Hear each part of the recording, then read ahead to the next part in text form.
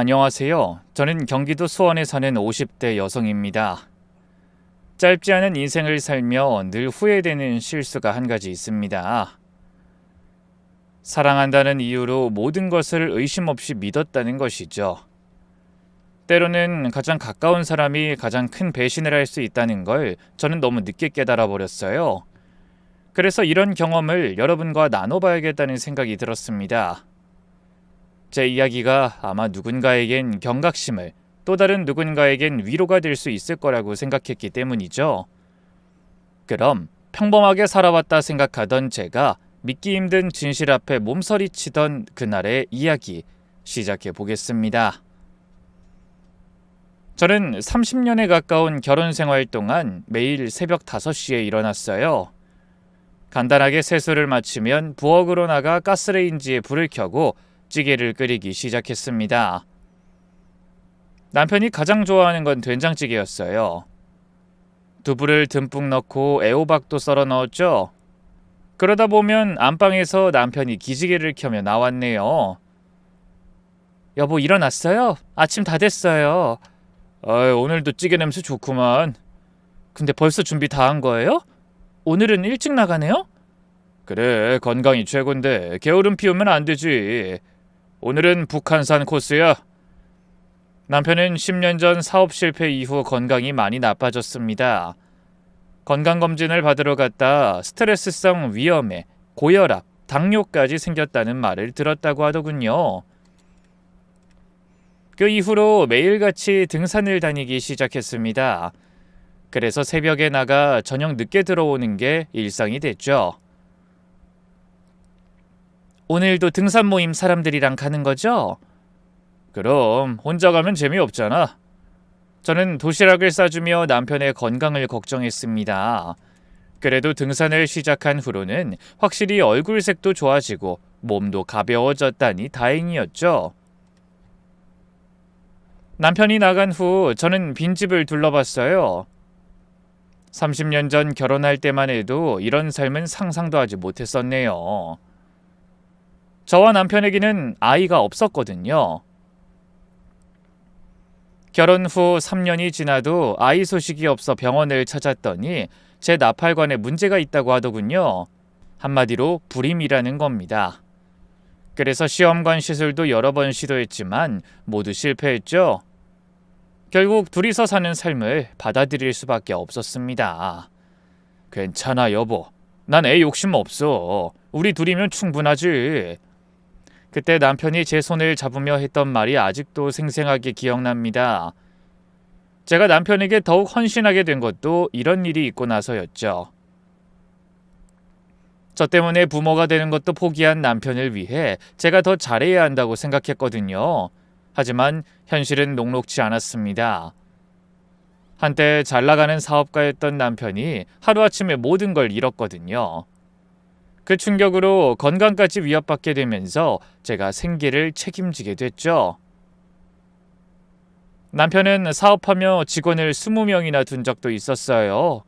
그때는 강남에 아파트도 있고 외제차도 타면서 떵떵거리며 살았습니다. 제가 친정에서 물려받은 유산도 꽤 있어서 경제적으로 무척 여유로웠죠. 하지만 10년 전 모든 게 무너져 버렸습니다. 거래처가 연쇄 부도를 내면서 남편의 회사도 큰 타격을 입고 결국 문을 닫게 된 겁니다. 미안해, 여보. 처가에서 물려주신 당신 재산까지 다 날려버리다니. 나 같은 인간은 죽어야 해. 무슨 그런 소리를 해요. 난 괜찮아요. 우리 아직 젊으니 다시 시작하면 되죠. 저는 남편을 위로했지만 사실 속은 말이 아니었습니다. 친정 부모님이 평생 모으신 재산까지 남편 사업에 다 퍼부었는데 결국 알거지 신세가 됐으니까요. 하지만 부부는 운명 공동체라고 생각했기에 원망하지 않았습니다. 저보다 남편이 훨씬 괴로울 거라고 생각하기도 했고요. 하지만 다시 시작하자고 마음을 다독이던 저와는 다르게 남편은 재기에 어려움을 겪었어요. 사업 실패 이후 심각한 우울증에 시달렸고 건강도 나빠졌거든요.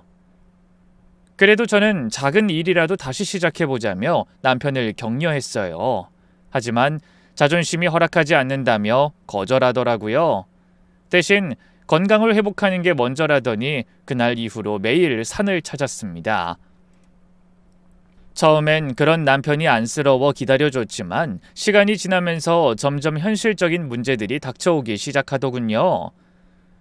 통장 잔고가 줄어들며 생활비가 바닥을 보이기 시작한 겁니다. 그래서 남편이 등산 간 사이에 제가 일을 해야 했어요. 식당에서 음식도 나르고 고깃집에서 불판도 닦았습니다. 아침 시간에는 녹즙 배달도 했죠. 그러던 어느 날 동네 슈퍼에서 장을 보다가 아는 언니를 만났어요. 아이 순자야, 요즘 어떻게 지내? 그냥 맨날 똑같이 지내죠 뭐. 너 혹시 아직도 불판 닦니? 그런 거 말고 다른 일 해볼 생각 없어? 다른 일 어떤 거요? 우리 조카가 장례식장에서 일하는데 거기서 도우미 아르바이트 구한다는 걸 들으니까 네 생각이 나더라고. 네? 장례식장이요? 그래, 하루에 10만 원씩 준대. 주로 조문객들 음식 서빙하고 정리하는 일이야. 저는 망설였습니다. 장례식장이라니. 죽음과 관련된 일이라 그런지 왠지 꺼림칙하고 마음이 움직이지 않더라고요. 일은 좀 힘들어도 돈은 확실히 주나 봐. 그것도 모이면 한 달에 200만 원 넘잖아. 주말까지 일한다고 하면 훨씬 더 되고. 200만 원. 그 금액이 제 마음을 움직였습니다. 그때 저에겐 그 돈이 절실했으니까요. 그렇겠네요. 저 할게요, 언니. 그래, 잘 생각했어. 처음엔 힘들어도 익숙해지면 할만할 거야.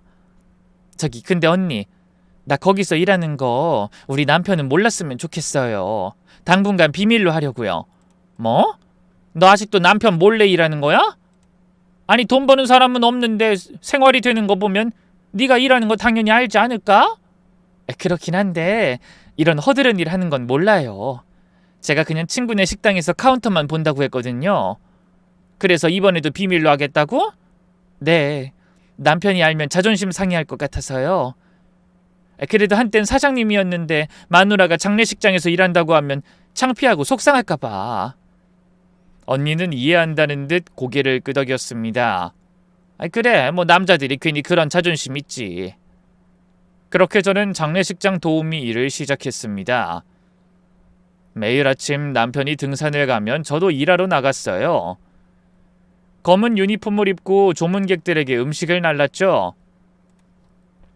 처음엔 어색하고 힘들었습니다. 울고 있는 유족들을 보면 마음이 아팠고 영정사진을 마주할 때마다 인생의 무상함을 느꼈죠. 하지만 하루 10만 원이라는 돈이 저를 움직였습니다. 순자씨 일하는 게 익숙해진 것 같네요. 팀장이 칭찬도 해줬습니다. 네, 열심히 하겠습니다. 저녁 5시가 되면 서둘러 집으로 돌아왔습니다. 그리고 남편이 집에 오기 전에 얼른 저녁을 준비했죠. 힘들게 등산하고 돌아온 남편은 웃으며 저녁상을 받았어요. 오늘은 어땠어요? 좋았어. 날씨도 좋고 공기도 맑고 역시 산이 최고야. 그런 일상의 이야기를 나누며 저녁을 먹었어요. 남편은 여전히 제가 친구를 도와주며 편하게 돈 버는 줄 알고 저는 남편의 자존심을 위해 힘들게 일하면서도 계속 거짓말을 했죠. 그렇게 5년 가까이 남편을 산에 보낸 후 저는 장례식장으로 출근했습니다. 조문객 사이를 오가며 음식을 나르다 보면 하루가 어떻게 가는지도 모르게 시간이 흘러가더군요. 순자씨 수고했어요. 오늘은 그만 들어가도 돼요. 팀장이 퇴근을 알렸습니다. 시계를 보니 오후 5시, 서둘러 옷을 갈아입고 집으로 향했죠. 집에 도착해 현관문을 열며 생각했습니다. 오늘도 남편은 등산 잘 다녀왔겠지? 저녁은 뭘 해줄까? 이런 평범한 일상이 계속될 줄 알았습니다. 내일도 모레도 앞으로도 쭉. 하지만 얄궂은 운명은 전혀 다른 내일을 준비하고 있었네요. 30년간 쌓아온 모든 것이 무너지는 충격적인 진실을 알게 될 날을 말입니다. 그날도 평소와 다름없는 하루가 시작됐습니다. 남편은 새벽에 등산을 갔고 저는 장례식장으로 출근했죠. 순자 씨, 오늘은 사무실 담당이에요. 팀장이 업무를 배정했습니다. 네, 알겠습니다. 50대 남자분이 간암으로 돌아가셨대요. 가족들이 많이 힘들어하니까 신경 써서 도와드려요. 저는 고개를 끄덕이고 사무실로 향했습니다. 문을 열고 들어서니 익숙한 향냄새가 진하게 풍겨왔죠. 고인의 영정 앞에 상복을 입은 가족들이 앉아 있었는데 40대로 보이는 여성과 20대 초반의 남매였습니다. 조문객들이 들어올 때마다 음식을 준비하고 빈 그릇을 치우는 게 그곳에서의 제 일이었죠. 그런데 재단 근처에서 일하다가 무심코 영정사진을 보게 됐어요. 순간 그대로 자리에 얼어붙고 말았습니다. 영정사진 속에서 옅은 미소를 짓고 있는 남자가 바로 제 남편이었기 때문입니다. 이게 뭐지? 저는 눈을 비비고 다시 사진을 뚫어지게 바라봤어요. 하지만 아무리 봐도 제 남편이 맞았습니다. 왼쪽 눈가에 작은 점, 살짝 휜 코, 그 특유의 미소까지 30년을 넘게 산 제가 모를 리 없었죠. 저는 손이 떨려 들고 있던 쟁반을 놓칠 뻔했습니다. 가슴이 쿵쿵 뛰기 시작했고 머릿속은 하얗게 변했네요. 이 남자 내 남편이에요. 하마터면 빈수 앞에서 이렇게 소리칠 뻔했어요. 하지만 다행히 정신줄을 붙잡고 속으로 절 진정시켰습니다. 아니야, 그럴 리 없어. 닮은 사람일 거야. 하지만 도저히 두근거림이 멈추지 않았어요. 그래서 부들부들 떨리는 손으로 핸드폰을 꺼내 남편에게 전화를 걸었습니다. 여보세요? 다행히 남편의 목소리가 들렸습니다. 평소와 다름없는 목소리였죠. 여보, 지금 어디예요? 나? 나 지금 설악산 정상이야. 날씨가 너무 좋아서 기분 최고야. 설악산이요? 왜? 무슨 일 있어? 아니에요. 조심해서 내려와요. 전화를 끊었지만 혼란스러운 마음은 가시지 않았습니다. 남편은 분명 살아있고 설악산에 있다고 했어요. 그런데 저 영정사진은 뭐란 말인지 너무나 황당하고 머릿속이 복잡했죠. 저는 숨을 들이쉬며 가까이 있던 장례식장 직원을 불러 물었습니다. 저기 죄송한데 사무실 고인분 성함이 어떻게 되시나요? 김우식 씨요. 55세고 암으로 돌아가셨다던데. 김우식? 내 남편은 박영수인데. 나이도 57세인 남편과 달랐어요. 가족관계는 어떻게 되시나요? 부인하고 자녀분들이 상주해요. 부인이 많이 힘들어하시더라고요. 하긴 25년을 함께 사셨다는데 왜 안 그렇겠어요? 25년? 결코 짧은 시간이 아니었습니다. 직원이 다른 일로 자리를 비우자 저는 다시 영정사진을 바라봤죠. 그리고 힘없이 서 있는 여자를 봤죠. 40대로 보이는 미망인이 조문객과 이야기를 나누고 있었습니다. 정말 좋은 사람이었어요. 25년간 한결같은 사람이었는데. 여자의 목소리에는 진심 어린 슬픔이 묻어났습니다. 사업 때문에 집을 많이 비웠지만 주말엔 꼭 가족과 시간을 보냈어요. 주말에 가족과 시간을 보냈다고? 저는 심장이 덜컥 내려앉았습니다. 남편은 사업하는 동안 내내 지방 거래처를 돌아본다며 주말에 늘 집을 비웠거든요. 아이들 교육에도 정말 신경 많이 썼어요. 그 덕에 큰애는 의대, 작은애는 법대 보냈는데 애들 결혼하는 것도 못 보고 저렇게 먼저 가버리다니. 조문객이 가고 잠시 조용해진 틈에 저는 좀 더 가까이 다가가 영정사진을 살펴봤습니다. 사진을 가까이 보는 순간 모든 의심이 확신으로 바뀌었어요. 아무리 봐도 틀림없이 제 남편이 맞았습니다. 혹시 잃어버린 쌍둥이라도 점의 위치까지 같을 순 없을 것 같았죠. 특히 어릴 때 수두를 앓다가 생겼다던 오른쪽 볼에 움푹 파인 곰보 자국까지 같을 순 없다고 생각했어요. 그렇다면 남편이 25년 동안 다른 가정을 꾸리고 있었다는 말이 되더군요. 이중생활 25년이나. 저는 다리에 힘이 풀려 주저앉을 뻔했습니다. 30년을 함께 산 남편이 매일 아침 제가 차려준 밥을 먹고 나간 남편이 다른 여자와 또 다른 삶을 살고 있었다니 정신이 혼미해 왔어요. 그때 여자의 울음소리가 들렸습니다. 왜 이렇게 일찍 갔어요? 난 이제 어떻게 살라고? 엄마 울지 마. 아빠도 엄마 우는 거 싫어하실 거야. 딸로 보이는 젊은 아가씨가 여자를 위로했습니다. 너희 아빠는 돈도 많이 벌어왔지만 무엇보다 좋은 아빠였어. 바쁜 와중에도 너희들 학교 행사는 꼭 참석했잖아. 학교 행사에도 참석했다고? 제 가슴이 다시 한번 무너져 내렸습니다. 남편은 다른 여자와의 사이에 아이를 둘이나 낳고 자상한 아빠 노릇을 하고 있었던 겁니다. 저와의 사이에서는 가질 수 없었던 아이를 말이죠. 저는 더 이상 그 자리에 있을 수 없어 비틀거리며 화장실로 갔습니다. 세면대에 찬물을 틀어 얼굴을 씻었지만 충격은 가시지 않았죠. 어떻게 이런 일이 25년을 속았다니? 거울에 비친 얼굴이 창백했습니다. 50년 넘는 인생에서 가장 큰 충격이었죠. 화장실에서 나와 다시 사무실 앞을 지나갔습니다. 그때 안에서 들리는 대화가 제 발걸음을 멈추게 했죠. 안녕하세요, 사모님. 전 강남 건물 임차인입니다. 1층에서 약국 운영하고 있어요. 김 사장님, 정말 좋은 건물 주셨는데 유감입니다. 네, 그러시군요. 와주셔서 감사합니다. 그 대화를 듣고 저는 귀를 의심했습니다. 강남 건물주? 남편은 사업 실패로 빚만 남았다고 했는데 강남에 건물을 가지고 있다니 기겁할 일이었죠. 저는 생활비 한 푼이 아쉬워 몰래 장례식장에서 일하고 있는 처지인데 도대체 뭐가 뭔지 모르겠더군요. 그때 제 핸드폰이 울렸습니다. 남편이었어요.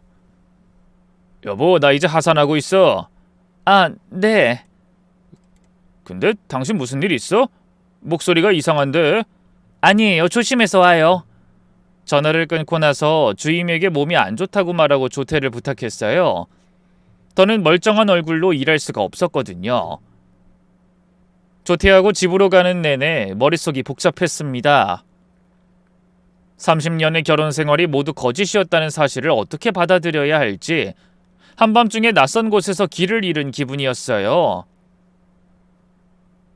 잠시 후 어떻게 도착했는지도 모른 채 집안에 들어섰는데 남편은 아직 오지 않은 모양이었습니다. 저는 망설이다가 혹시나 하는 마음에 남편의 서재로 들어갔어요. 평소에는 들어가지 않던 곳이었지만 거기서라면 뭔가를 알아낼 수 있지 않을까 싶더라고요. 서재 문을 열고 들어서니 책상 위에 서류들이 어질러져 있는 게 보였어요.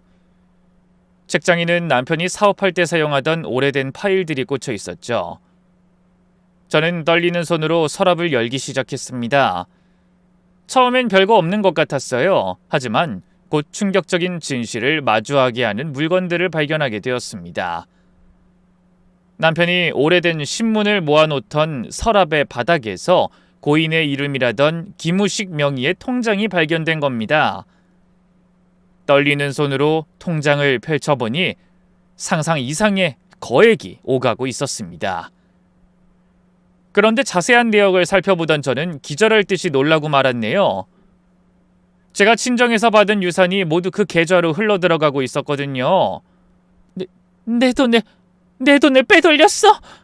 15년 전 친정아버지가 돌아가시면서 저에게 남겨주신 유산이 있었습니다. 당시 남편은 사업자금이 급하다며 그 돈을 좀 쓰자고 했고 저는 흔쾌히 동의했었죠. 남편이 사업으로 성공하면 우리 부부에게 다 돌아올 거라고 생각했으니까요. 하지만 통장을 보니 그 돈은 사업이 아닌 다른 곳으로 흘러가고 있었습니다. 바로 김우식 명의의 통장으로 말입니다. 저는 서랍을 더 뒤지기 시작했어요. 그러다 파일 하나를 발견했습니다. 겉에는 아무것도 적혀있지 않은 평범한 파일이었지만 열어보니 충격적인 서류들이 들어있더군요. 바로 부동산 계약서였습니다. 강남의 고급 아파트, 상가, 건물 모두 수십억 대의 부동산이었어요. 주소는 서울 강남구, 당시에 시가 10억이 넘는 고급 아파트였습니다. 명의는 김우식과 이미정이라는 여자의 공동명의였어요. 장례식장에서 본 상주의 이름이었죠. 계약 날짜를 보니 15년 전이었어요. 15년 전이면 내가 친정아버지 병간호하느라 정신없던 때잖아.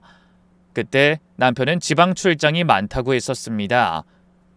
거래처 미팅이니 사업 확장이니 하면서 일주일씩 집을 비우곤 했죠. 하지만 저는 위중한 아버지의 병간호에 정신이 없어서 남편의 빈자리를 크게 느끼지 못했어요. 그러다 결국 열심히 노력한 보람도 없이 부친상을 당하게 됐죠. 제가 부모를 잃고 견딜 수 없는 슬픔에 발버둥 치던 그 시절, 남편은 친정아버지의 유산을 빼돌려 새로운 여자와 강남에 아파트를 마련했던 거예요. 저는 심장이 난도질 당하는 듯한 고통을 느끼며 배신감에 치를 떨어야 했습니다. 하지만 그게 끝이 아니었어요. 파일을 더 뒤지니 사진들이 나왔습니다. 남편은 그 여자 아이들과 해외여행도 다녀왔더군요. 하와이, 유럽, 일본, 늘 사업 때문에 바쁘다고 한 탓에 저와는 제주도 한 번을 못 갔는데 말이죠. 사진 뒤에는 날짜가 적혀 있었는데 기억을 더듬어 보니 사업 때문에 장기 출장을 간다고 했던 날들이더군요. 저는 더 이상 참지 못하고 주저앉아 오열했습니다. 30년. 제가 남편과 함께한 30년이란 세월이 모두 거짓이었다는 게 믿기지 않았어요. 한참을 울던 저는 다시 정신을 차리고 서류를 살펴봤습니다. 그때 또 다른 문서 한 장이 눈에 들어왔죠. 어떤 계약서였는데 자세히 보니 놀라운 내용이 적혀 있었습니다. 신분 양도 계약, 기무식 3천만 원. 25년 전 날짜가 적힌 계약서에는 남편이 기무식이라는 사람에게 3천만 원을 주고 신분을 양도받는다는 내용이 적혀 있었습니다. 돈을 주고 다른 사람의 신분을 산다는 것이었죠. 그러니까 남편은 25년 동안 박영수와 기무식 두 개의 신분으로 살아왔던 겁니다. 그런데 그때 비교적 최근에 받은 것 같은 편지가 몇 장 눈에 들어왔어요. 받는 사람은 기무식, 남편의 또 다른 이름이었죠. 그런데 보내는 사람이 쓰여 있지 않았어요. 그래서 궁금한 마음에 편지를 열어봤다 그만 경악하며 입을 틀어막았습니다. 편지 속에 상상도 하지 못한 엄청난 진실이 적혀 있었거든요.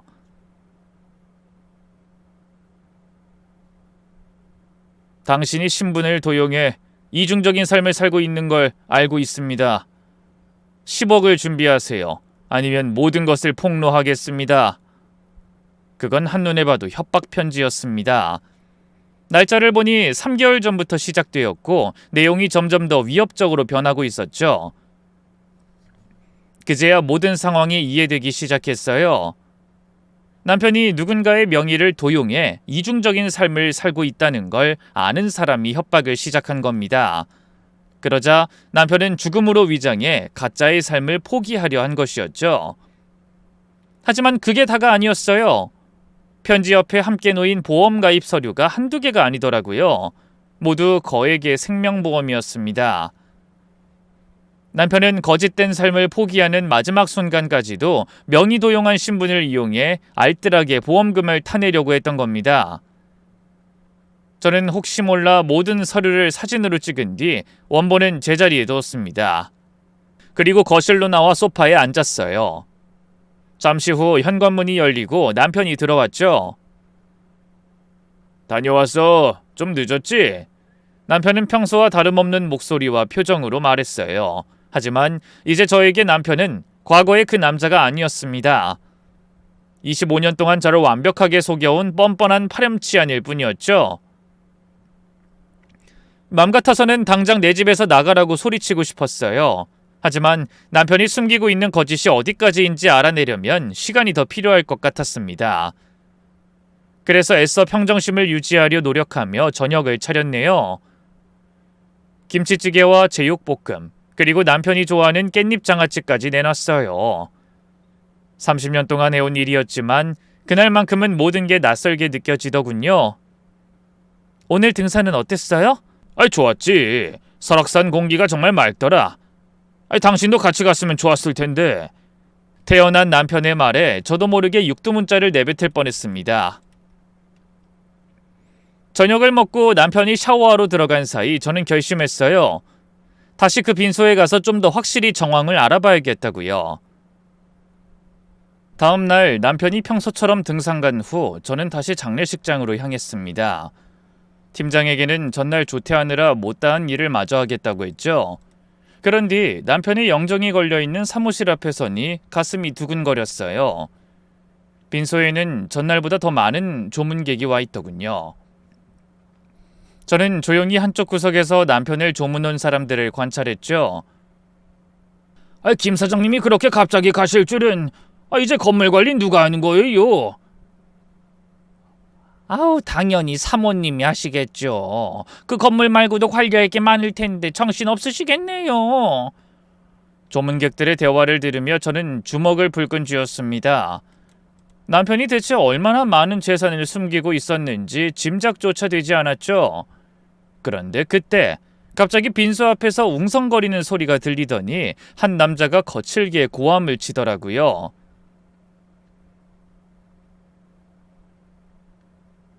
김우식이 여기 있다고 들었는데! 그러더니 팔에 커다란 문신이 새겨진 덩치 큰 남자 2명이 들어왔네요. 위협적인 문신만큼이나 인상도 사나워 보이는 사람들이었죠. 여기서 이러시면 안 됩니다. 정숙하셔야 할 장례식장이에요. 직원이 막으려 했지만 남자들은 인상을 쓰며 거칠게 밀치고 들어왔습니다. 김우식! 죽은 척하지 말고 나와! 어디서 허접한 연극이야! 우린 다 알고 있다고! 순간 장내가 술렁이며 놀란 남편의 여자가 벌떡 일어났어요. 그게 무슨 말씀이세요? 제 남편은 이미... 남편? 그 사기꾼이 당신 남편이라고? 남자 중 한 명이 비웃으며 서류를 꺼냈습니다. 여기 봐! 그 인간은 김우식이 아니라고! 25년 전에 우리 형한테 3천만 원 주고 신분 샀잖아! 뭐라고요? 그게 무슨... 여자의 얼굴이 하얗게 질렸습니다. 김우식은 가짜야. 이미 다른 여자랑 가정 꾸리고 있던 유부남이지. 설마 몰랐다고 할 건 아니겠지? 거짓말. 그 사람이 그럴 리 없어요. 여자가 떨리는 목소리로 외쳤지만 남자들은 물러설 기미가 보이지 않았어요. 거짓말? 여기 계약서 있잖아. 우리 형이 죽기 전에 다 털어놨어. 사업 실패하고 노숙하던 형 꼬드겨서 돈 3천만 원에 신분 팔게 했잖아. 그 바람에 우리 형은 이름도 없이 거리를 떠돌다 죽었다고. 근데 이제 와서 죽은 척하면서 보험금까지 타려고? 이것들 정말 악질이구만. 보험금이라뇨? 여자는 정말 아무것도 모른다는 듯이 눈을 동그랗게 뜨고 물었어요. 김우식이 생명보험 잔뜩 들어놨잖아. 그렇게 재산 차고 넘치면서 고작 10억 내놓기가 아까워서 죽은 척 쇼를 해? 얘기를 듣다 보니 그 사람들의 정체를 알겠더군요.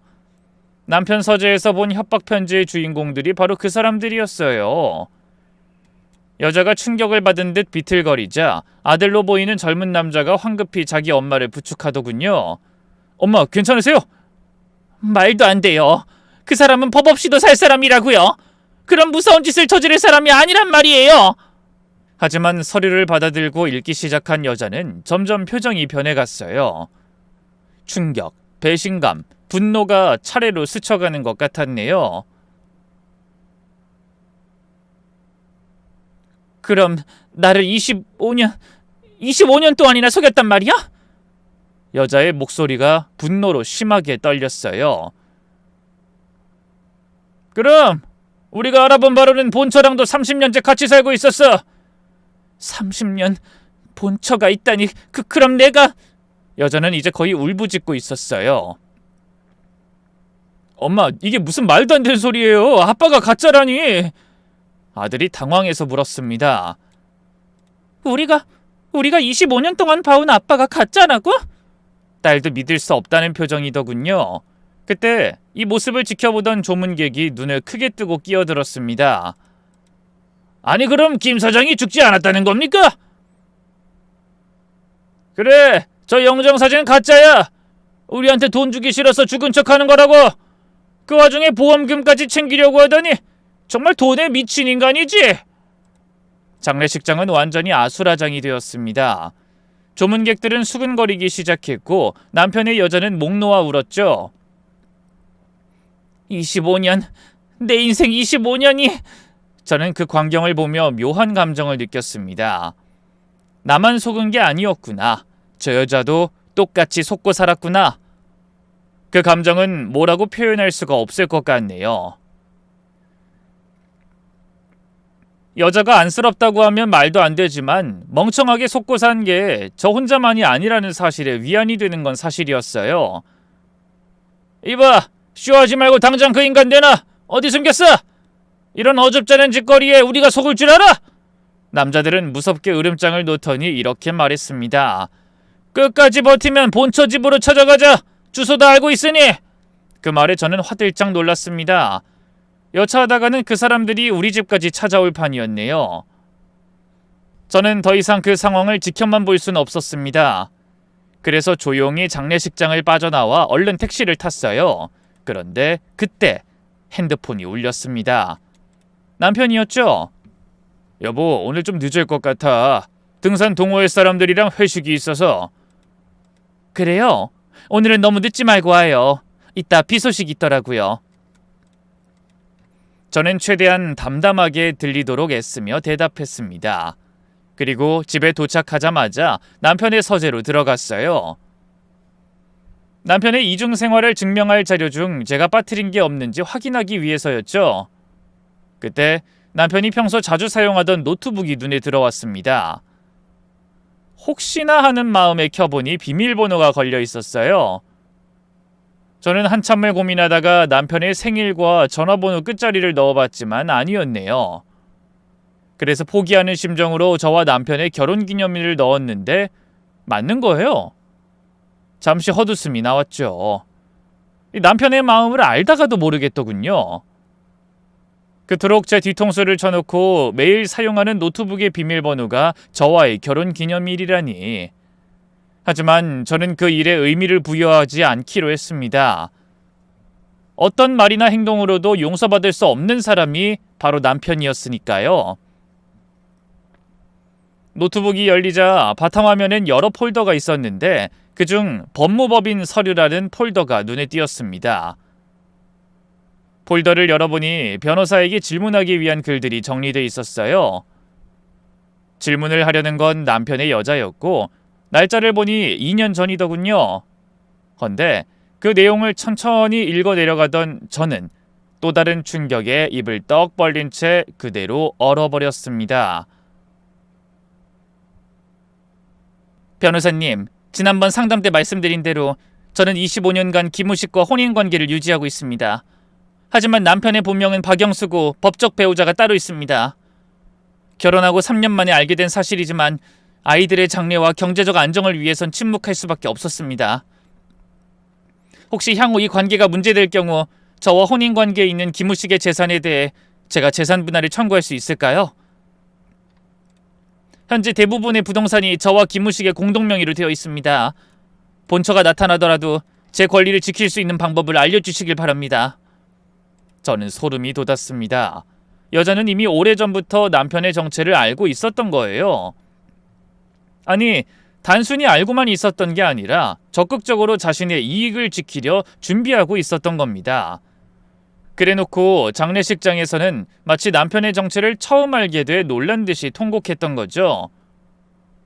오리발도 그런 오리발이 없었습니다. 남편보다 더한 여자라는 생각에 제가 잠시나마 그 여자를 동정하는 마음을 먹었던 게 기막히더군요. 이미 예전부터 두 사람은 한 배를 타고 저를 비웃듯 재산을 빼돌리고 있었던 겁니다. 전 그것도 모르고 남편이 애 못 낳는 저를 감싸며 살아주는 것에 감동해 친정 부모님의 유산을 탕진하고 생활비 한 푼 못 받은 채 10년을 살아왔네요.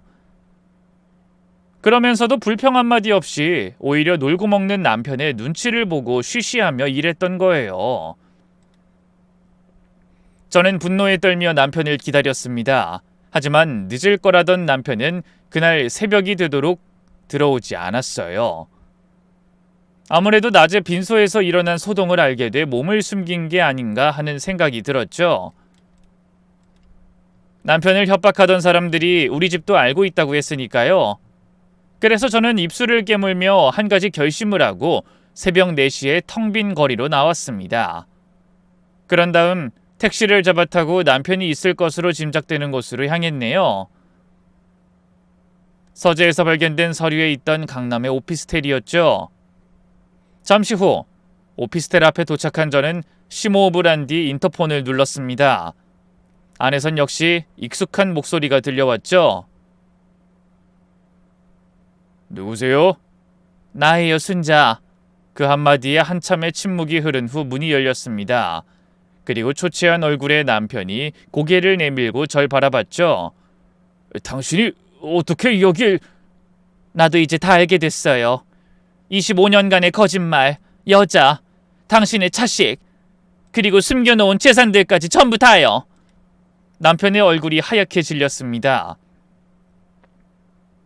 그 여자가 당신 노트북에서 변호사한테 질문하려고 정리한 문서도 봤어요.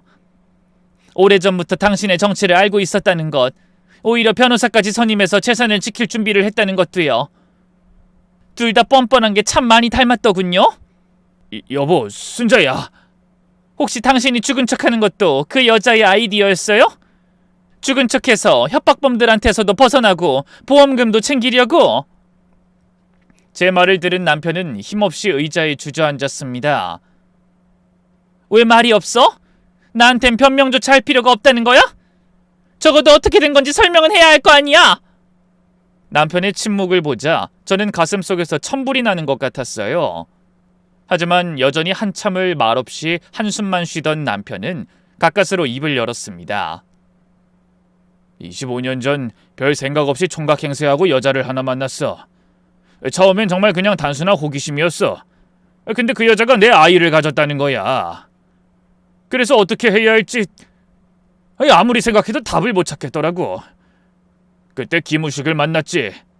노숙자였는데 나랑 나이도 비슷하고 생김새도 비슷했어. 그래서 신분을 샀다는 거야? 그래, 3천만 원 주고. 그 신분으로 내 아이를 가진 여자와 결혼했어. 미치지 않고서야 어떻게 그런 짓을 해? 나도 처음엔 그냥 한번 놀고 끝날 인연이라고만 생각했어. 근데 아이가 생겼다는 말에 흔들렸어. 당신이랑 살면 난 평생 부모가 되지 못할 거라고 생각했는데 그런 기회를 놓치고 싶지 않았어. 그럼 차라리 나한테 이혼하자고 했어야지. 어떻게 그런 짓을 벌여? 그러자 남편이 펄쩍 뛰며 가증스러운 말을 늘어놨어요. 이혼이라니? 내가 당신을 얼마나 사랑했는데. 잠깐의 실수로 사랑하는 당신을 잃을 수는 없었어. 하지만 저는 코웃음을 치며 그런 남편에게 외쳤습니다. 웃기는 소리. 그게 아니지. 그땐 내가 유산을 받기 전이었잖아. 애도 낳고 싶지만 자산과 우리 아버지가 남겨줄 유산은 포기할 수가 없었겠지. 지병이 있으시니 언제 돌아가실지도 모르는데 그 재산을 어떻게 포기하겠어? 더구나 애도 못 낳는 나를 데리고 살아주는 당신 말이라면 껌뻑 죽는 내가 있잖아. 달라는 대로 돈을 다 줄 게 뻔한데 그걸 포기할 이유가 없었을 거야. 그렇지? 여보. 남편은 정곡을 찔렸는지 더는 뭐라고 변명하지도 못했어요. 저는 이를 갈며 다시 물었습니다. 그 여자는 언제부터 한 거야? 혹시 이미 유부남인 걸 알면서도 애를 가진 거야? 아니야, 처음엔 정말 몰랐어. 그러다 우연한 기회에 내가 다른 신분으로 산다는 걸 알게 됐어. 처음엔 당연히 화를 냈지. 하지만 시간이 지나면서 현실을 받아들였어. 애가 둘이나 있는데 어쩌겠어. 그런 사람 치고는 아주 작정하고 연기를 하던데 아무것도 모르는 피해자 흉내내면서 곧 쓰러질 것처럼 울더라고. 애들 때문에 그랬을 거야. 부모가 어떤 사람들인지 애들은 아무것도 모르니까. 처음엔 몰랐을지 모르지만 나중에 내 유산을 둘이 신이 나서 나눠 가졌잖아. 그래놓고 어떻게 하면 죄를 피해갈지, 자기 밥그릇을 챙길 수 있을지 변호사한테 상담까지 받았어. 당신들이 사람이야? 미안해. 정말 미안해, 여보. 미안. 이게 고작 그딴 말 한마디로 해결될 일이야? 그따위 말이 뭘 해결할 수 있는데? 아무것도 모르고 속아서 살아온 데 30년 보상할 수 있어?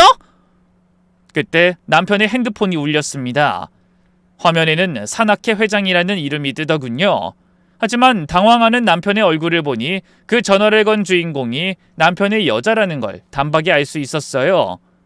받아요, 스피커폰으로. 남편은 망설이다가 스피커폰으로 전화를 받았습니다. 여보, 도대체 뭐하고 있어요? 그 사람들이 본처한테 찾아간다고 난리라고요. 혹시 그 여자가 알게 되기라도 하면 어떡해요? 우리 차라리 얼른 보험금 타고 재산 다 처분해서 외국으로 나가요. 아무리 생각해도 그게 최선이에요. 그러다 갑자기 여자가 말을 멈췄습니다. 자신이 실수했다는 걸 깨달은 것 같았죠. 여보? 혹시 혼자가 아닌 거예요? 누구랑 있어요? 설마... 그 말에 남편 대신 제가 대답했죠. 맞아. 내가 30년 된 당신이 말한 그 본처야. 전화 저편이 잠시 조용해졌습니다. 그래서요. 뭐 이제 어쩔 건가요? 여자는 애써 냉정한 목소리를 유지하려는 것 같았어요.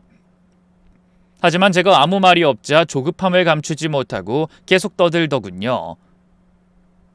난 25년 동안 그 남자랑 살았어요. 아이도 둘이나 낳았고 엄연히 사실혼으로 인정받을 수 있어요. 건물도 집도 나랑 남편 공동명이라고요. 사실혼은 중혼이 아닐 때만 보호받을 수 있는 거야. 변호사가 그런 말은 안 해주던가? 난 몰랐으니까요. 난 그 사람이 정말 김우식이라고 알고 결혼한 거라고요. 이제 그만해. 당신은 이미 오래전부터 모든 사실을 알고 있었어. 그래도 내 유산을 포기할 수가 없었겠지. 천년만년 비밀을 유지하면서 살 수 있을 줄 알았을 텐데 미처 협박범이 나타날 줄은 몰랐겠지. 뭐라는 거야? 당신이 변호사한테 보내려고 정리해둔 파일 다 봤어.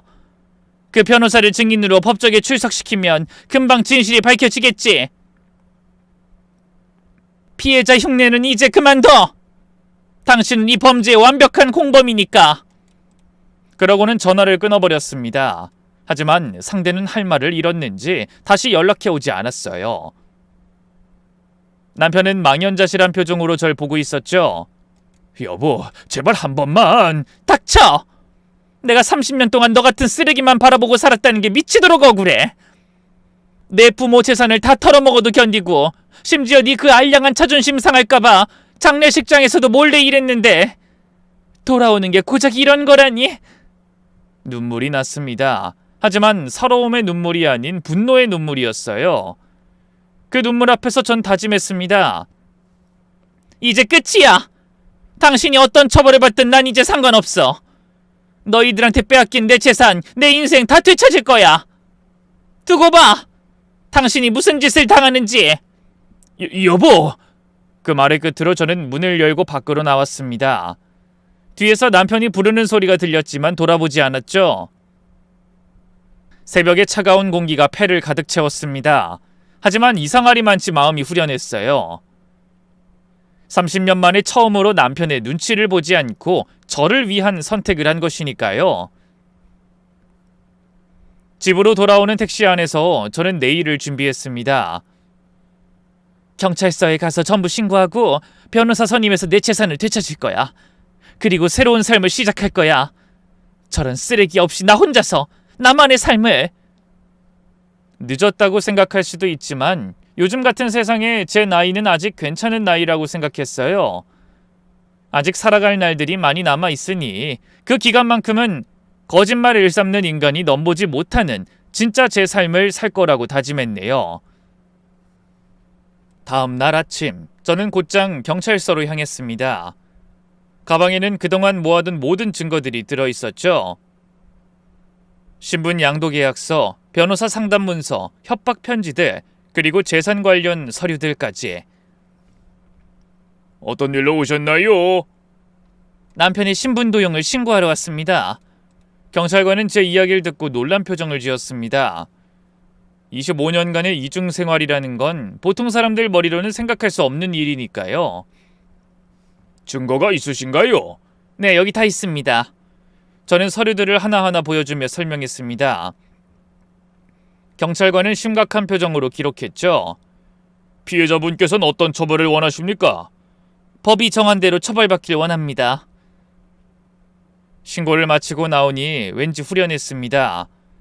30년간 저를 짓누르던 거짓이라는 무거운 짐을 벗어던진 기분이었어요. 바로 그날 오후 변호사 사무실을 찾았습니다.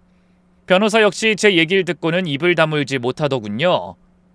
그러면서 억울함이 없도록 열심히 돕겠다고 답했어요. 남편에게 이혼의 책임이 있으니 재산 분할이나 위자료 면에서도 강하게 나갈 수 있다고 하더군요. 얼마 후 재판이 시작되었습니다. 남편은 신분도용 혐의를 모두 인정했어요. 하지만 여자는 끝까지 자신은 피해자라고 주장했죠. 그래도 빠져나갈 순 없었습니다. 결국 남편은 사기, 주민등록법 위반, 사문서 위조 및 위조 사문서 행사 혐의로 징역 5년, 여자는 징역 2년을 선고받았어요. 남편은 고개를 떨구었고 여자는 믿을 수 없다는 표정이었죠. 재산 문제도 조금씩 해결되기 시작했습니다. 변호사가 힘써준 덕에 강남의 건물과 아파트가 제 이름으로 돌아왔죠. 물론 제주도 펜션과 상가 등 남은 재산이 많지만 일단 조금이라도 찾게 된 것에 감사하고 앞으로도 포기하지 않고 제 재산을 되찾기 위해 끝까지 싸울 것을 다짐했네요. 그런데 남편이 복역한 지 6개월 만에 뜻밖의 소식을 듣게 됐습니다. 박영수 씨가 간암 진단을 받았다고 합니다. 상태가 좋지 않대요. 아마 1년을 넘기지 못할 것 같다고 하더군요. 변호사가 전하는 전 남편의 근황에 저는 깜짝 놀랐습니다. 간암이요? 네, 면회를 한번 가보시겠어요? 아니요, 그럴 생각 없습니다. 저는 단호하게 거절했어요. 10년 동안 건강을 핑계로 거짓말하고 간암으로 죽었다며 죽음도 위장했던 남편에게 정말로 이상이 찾아온 것 같더군요. 하지만 더 이상 연민이 느껴지진 않았어요. 그제야 저는 감정적으로도 제가 남편에게서 완전히 벗어났다는 걸 확인하게 됐네요. 한편 복역을 끝내고 돌아온 여자는 자식들을 찾아갔다 문전박대당했답니다. 자식들이 부모의 범죄 행위와 비인간적인 행태를 용서하지 않은 거죠. 자칫 잘못하다가 부모가 전과자라는 게 주변에 들통나 자신들의 성공에 방해가 될까봐 기겁하며 멀리하는 겁니다. 그래서 그렇게 자랑하던 의대, 법대 나온 자식들에게 손절당하고 자식 없는 저보다 못한 처지가 되고 말았네요. 머지않아 병에 걸린 남편까지 떠나고 나면 여자에게는 남편도 자식도 재산도 남지 않게 될 형편이더군요. 그 후로 저는 조용한 주택가의 초입에 작은 카페를 하나 열었네요. 늦은 나이에 시작한 새로운 도전이었지만 행복했어요. 카페 한쪽 벽엔 제가 좋아하는 문구를 적어두기도 했습니다. 오늘이 남은 인생의 첫날이다. 오늘도 카페 문을 열며 생각합니다. 늦었다고 생각할 때가 가장 빠른 때라고.